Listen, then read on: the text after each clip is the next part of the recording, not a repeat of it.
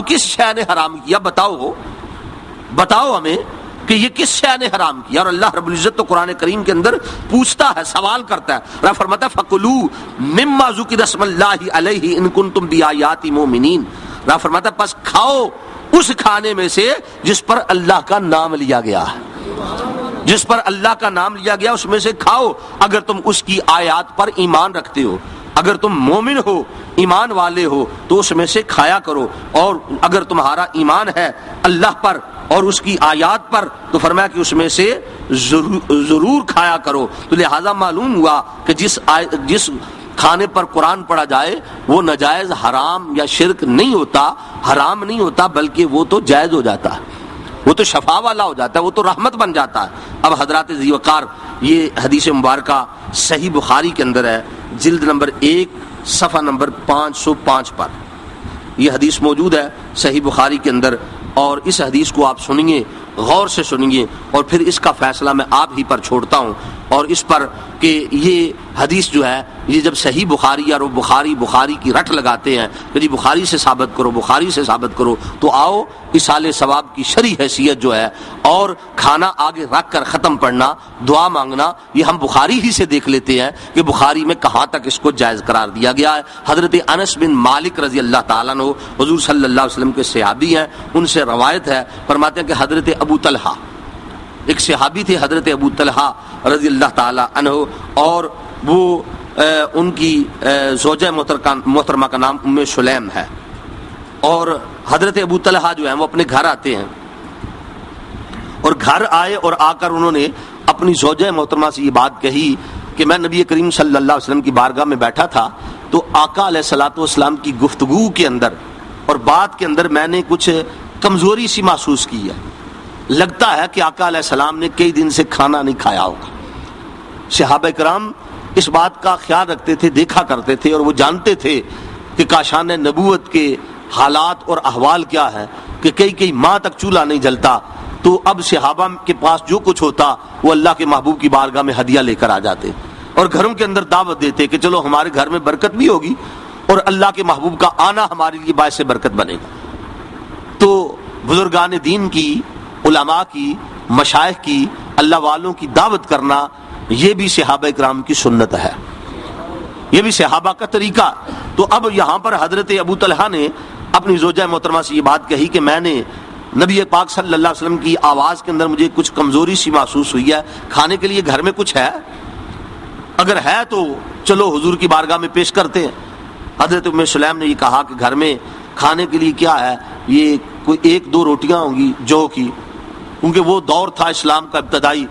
تو مسلمانوں کے گھروں کے احوال بھی ایسے ہی تھے، کھانے کے لیے کچھ زیادہ چیزیں میسر نہ تھیں۔ تو فرمایا کہ جو کی چند روٹیاں ہیں، یا یہ تھوڑا سا کوئی گھی ہے، یہ میں نے سنبھال کے اکٹھا کر کے رکھا ہے، یہ کچھ روٹیاں ہیں، یہ گھی ہے، یہ جو ہے یہی ہے ہمارے پاس، اور تو کچھ نہیں، تو چلو یہ میں حضور صلی اللہ علیہ وسلم کی بارگاہ میں بھیج دیتی ہوں۔ اب حضرت ام سلیم نے اپنے بیٹے کو، یا وہ صحابی تھے حضرت انس رضی اللہ تعالیٰ عنہ، ان کو بلایا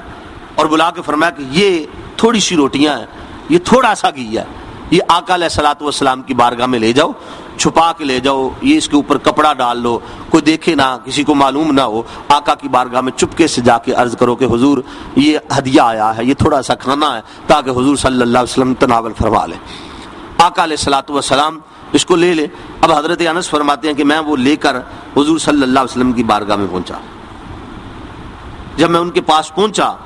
تو اب کیا ہوا، آقا علیہ الصلوۃ والسلام نے جب فرمایا کہ اچھا یہ کھانا آیا ہے، یہ کھانا آیا ہے، روٹیاں ہیں،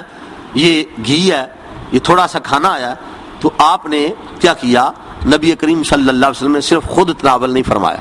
حضرت انس سے فرمایا کہ اس طرح کرو، جا کے تمام صحابہ کو دعوت دے دو، سب صحابہ کو بلا لو۔ یعنی نبی کریم صلی اللہ علیہ وسلم اپنی امت پہ کتنے رحیم اور کتنے کریم ہیں کہ آقا کے پاس اگر تھوڑا سا بھی کوئی ہدیہ آیا، گھر کے اندر بھوک ہے،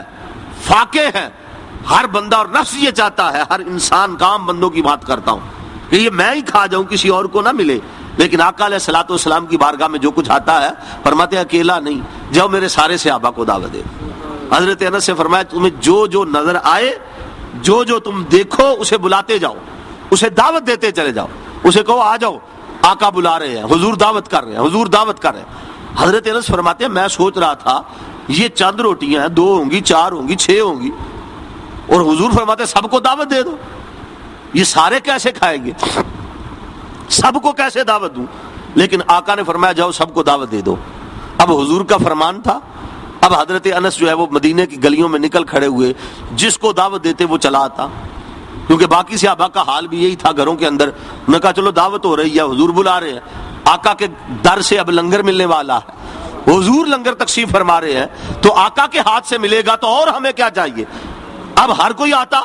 جس کو پتا چلتا خبر پہنچتی وہ دوڑتا آتا، اور حضرت انس جو ہے وہ گھر گھر جا رہے ہیں، گلیوں میں بازاروں میں لوگوں کو دعوت دے رہے ہیں، دعوت عام ہے، دعوت عام ہے۔ ہمارے ایک ساتھی ہیں، ہمارے ایک خطیب ہیں، وہ یہاں پر یہ حدیث پاک کو بیان کرتے ہیں، بخاری کی اس حدیث کو، اور بڑی دلچسپ اور مزے کی بات انہوں نے کہی، کہتے ہیں لوگ تو ختم پر اعتراض کرتے ہیں نا، اصحال ثواب پر اعتراض کرتے ہیں، ختم پر اعتراض کرتے ہیں، ہمارا تو حدیث سے یہ بھی ثابت ہے، پنجابی میں جس طرح کہتے ہیں نا سدا دینا، کہ جب ہم ختم دلاتے ہیں فلاں کو بھی بلا لو، فلاں کو بھی بلا لو، فلاں کو بھی بلا لو، آپ فرماتے ہیں تم ختم کی بات کرتے ہو، ہمارا تو سدا دینا وہ بھی بخاری سے ثابت ہے۔ حضور صلی اللہ علیہ وسلم نے حضرت انس کو اسی کام کے لیے بھیجا، جاؤ سدا دے آؤ، سب کو بلاؤ، انہیں بھی کہہ دو کہ آ جائے آ جائے۔ ہم جب ختم کا اہتمام کرتے ہیں، آج 11ویں شیف ہے فلاں کے گھر کے اندر، آج یہ ختم ہے، آج ختم قرآن ہوگا، آج ان کے گھر کے ہے جو ہے وہ دعا ہوگی، تو فلاں کو بلا لو، چچا کو بلا لو، ماموں کو بلا لو، فلاں رشتہ دار کو بلا لو، ہمسائے کو بھی بلا لو، فلاں کو خبر دے دو۔ فرمایا تو ہمارا یہ طریقہ جو ہے یہ بھی کملی والے آقا کی سنت سے ثابت ہے۔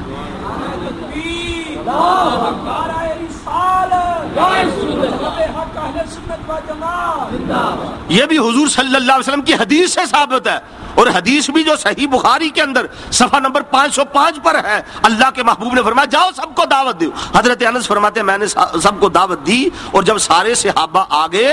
سب اکٹھے ہو گئے تو میں نے دیکھا، اندازہ کیا، تو حضرت انس فرماتے ہیں 70 یا 80 صحابہ ہوں گے،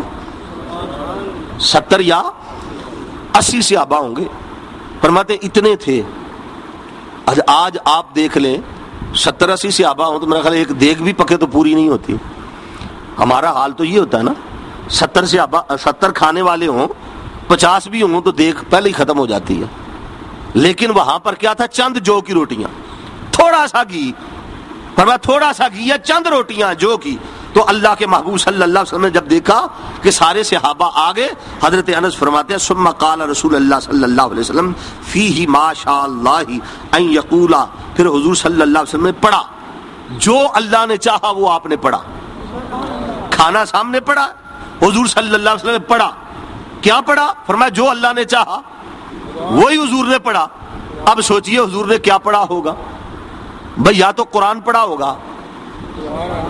حضور کی زبان سے یا قرآن نکلتا ہے یا حدیث نکلتی ہے۔ میرے آقا جب بھی بولتے ہیں یا قرآن بنتا ہے یا حدیث بنتی ہے، قرآن اور حدیث کے سوا کچھ نہیں۔ حضرت انس فرماتے ہیں حضور نے کھانا سامنے رکھا، اب آقا نے صحابہ کی طرف دیکھا اور پھر آپ نے پڑھا جو اللہ نے چاہا وہ آپ نے پڑھا۔ کیا پڑھا ہوگا؟ یا آقا نے قرآن پڑھا ہوگا، یا آقا نے کوئی دعا مانگی ہوگی۔ قرآن پڑھا ہوگا پھر بھی ہمارا مسلک ثابت ہے، اگر دعا پڑھی ہے پھر بھی ہمارا موقف ثابت ہو گیا کہ کھانا سامنے رکھ کے اللہ کے محبوب نے قرآن پڑھا، کھانا سامنے رکھ کے اللہ کے محبوب نے دعا مانگی،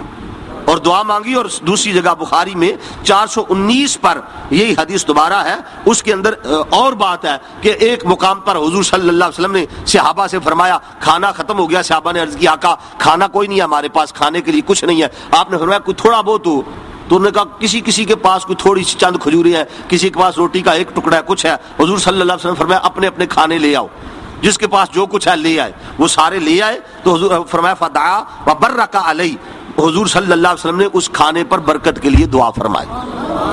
برکت کے لیے دعا کر دی اور برکت کے لیے دعا کی۔ اور اس حدیث میں جو میں پہلے بیان کی، اللہ کے محبوب نے اس پر جو چاہا پڑھا، پڑھنے کے بعد آپ نے فرمایا 10 صحابہ آتے جاؤ اور کھانا کھاتے جاؤ، 10 آتے جاؤ کھاتے جاؤ۔ فرمایا کہ وہ 10 کی ٹولیاں آتی اور سیر ہو کر کھاتی، وہ 10 اٹھ کر چلے جاتے اور 10 آ جاتے، وہ کھا کر چلے جاتے۔ فرمایا اس طرح وہ 70 اور 80 صحابہ تھے، سب کے پیٹ فل ہو گئے، سب نے کھانا کھا لیا اور کھانا جتنا تھا اتنا ہی رہا، اس میں کمی واقع نہیں ہوئی۔ یہ کملی والے آقا کی دعا کا اثر تھا، یہ قرآن پڑھنے کا اثر ہے کہ قرآن پڑھا جائے تو کھانے میں برکت آ جاتی ہے، دعا